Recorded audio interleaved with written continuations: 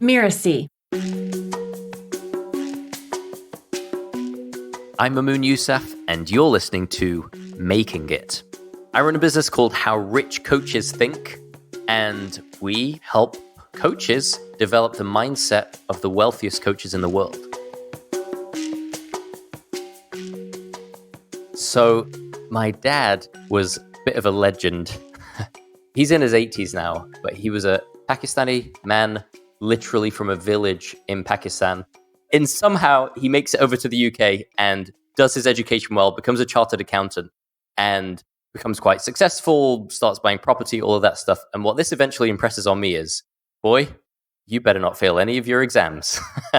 Because I made it from the village in Pakistan here, and I made you a very comfortable life. I'm even paying for a private school for you. So I got 10 A's, and I was so scared to tell my dad that I had no A stars. I fell in love with a Spanish girl and decided I wanted to leave medical school, go and learn the Arabic language, go and live in Spain, in Barcelona specifically, and do all kinds of other crazy things.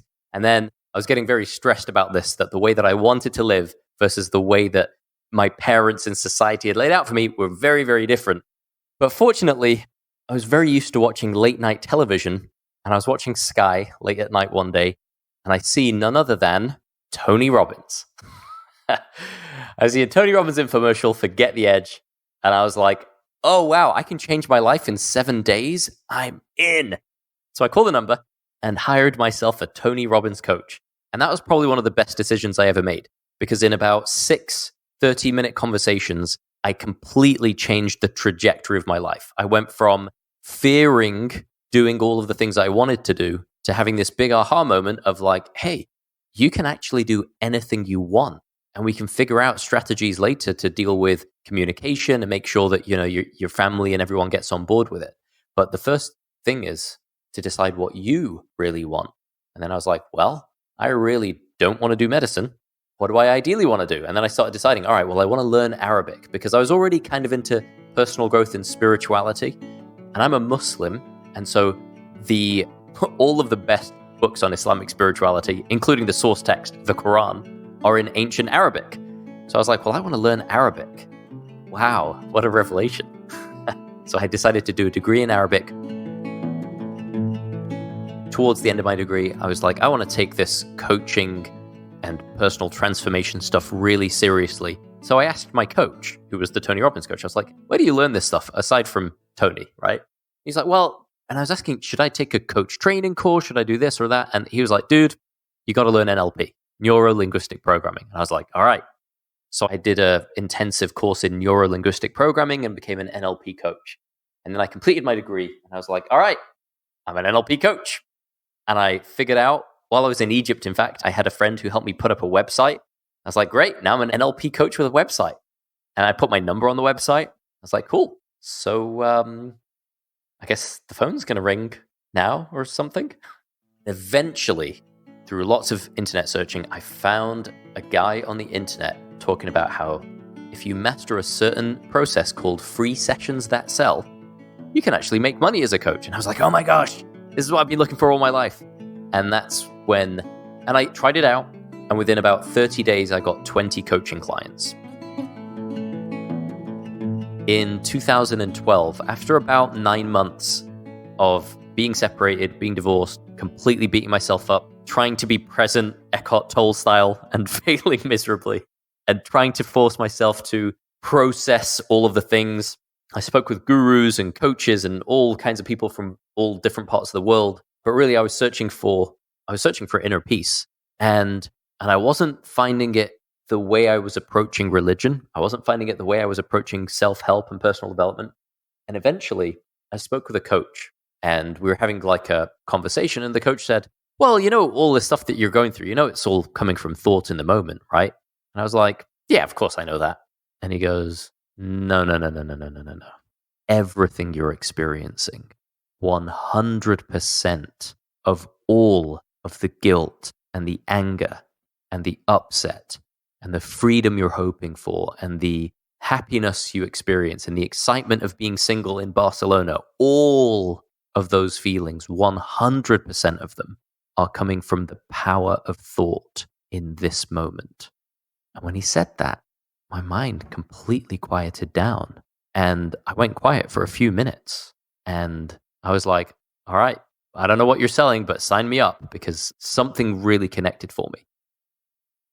When I was a coach in the early days, I thought, okay, I'm a coach. I've got a certain set of tools. And if you've got a problem or a goal that I can kind of relate to, then I can get these tools out of my tool belt and I can help you out with it.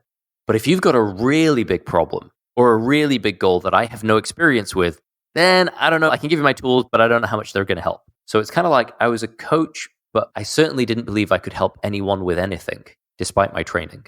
But there was a moment after discovering the psychological switch. And I didn't teach the psychological switch for like 6 months or a year later, because I literally didn't want it to wear off. I was like, oh, maybe I've just drank the Kool-Aid and now it's going to wear off and it's not going to help me that much anymore. But it never wore off. It still hasn't a decade later. But I remember this moment where I was offering a program on spirituality called Instant Ihsan. It means spiritual excellence in Arabic. So I offered this program on instant spirituality. Somebody emailed me saying, I'm in a really bad way. I'm thinking of joining the program. Can I have a quick chat? So I said, sure. And so I had just an open coaching session with her. And she said, look, my mum's about to die and I've got a debilitating disease. And she started breaking down into tears. And she said, and I just don't know what to do. And I said, okay.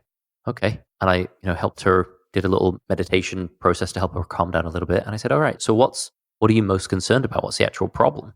And she said, I'm really angry at my friend because I wrote a letter to someone who I believed could help me. And I asked my friend to deliver it and she didn't.